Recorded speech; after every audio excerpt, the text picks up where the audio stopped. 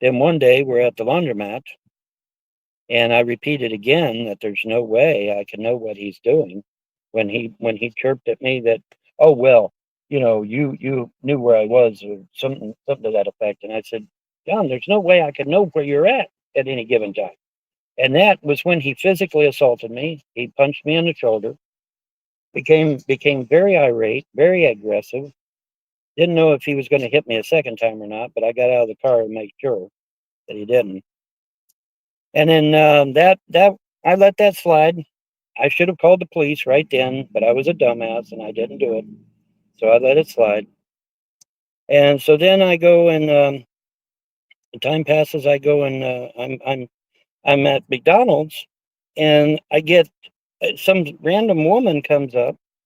She comes up with a gift card, and she says, "Here, have this gift card." And I said, "Oh, thank you."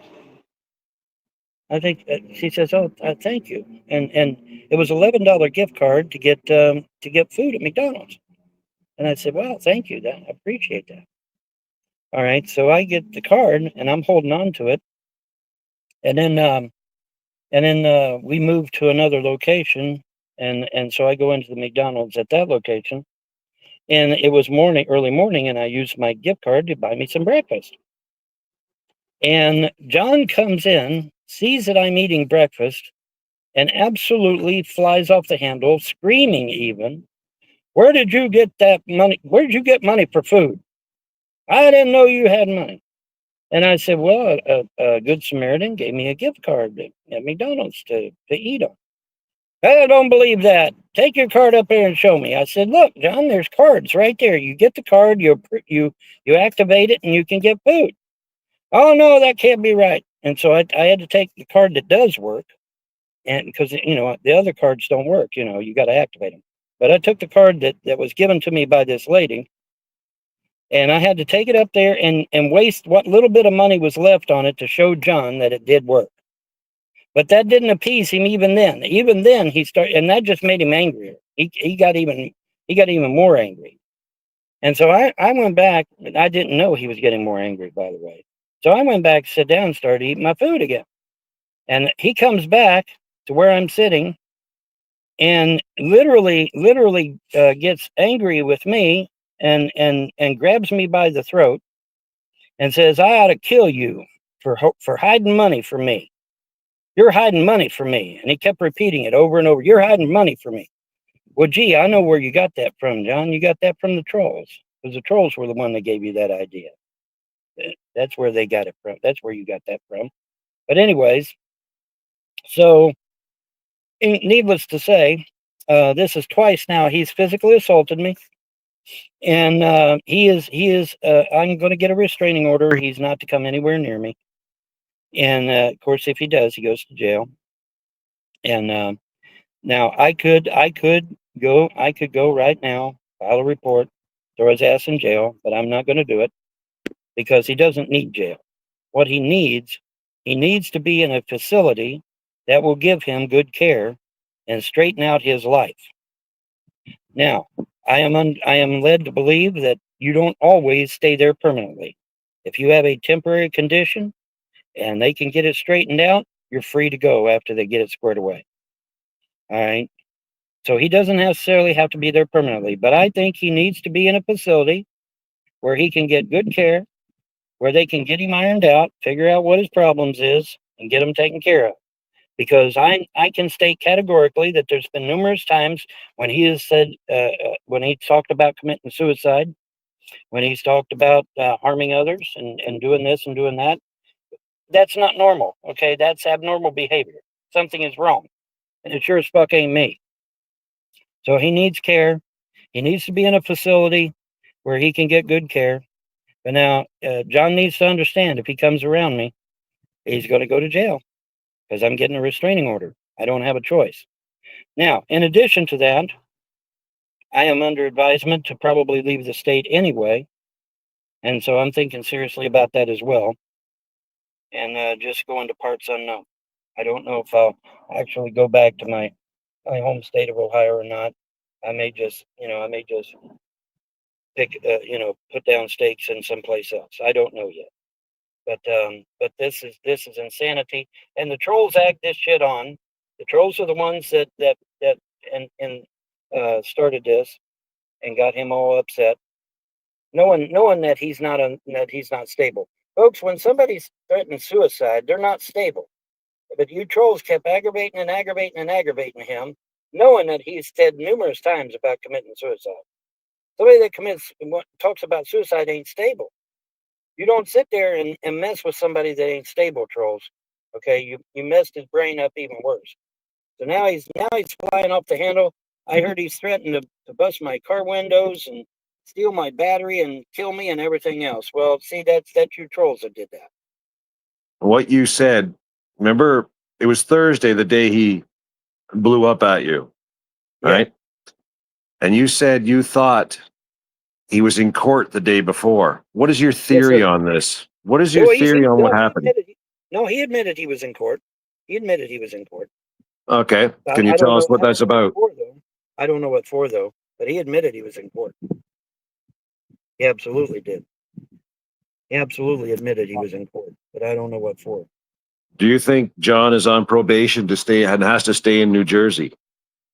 Well, considering how physically violent he became with me, I mean, is it such a stretch to think that maybe he might have been violent with someone else and had to go to jail for it?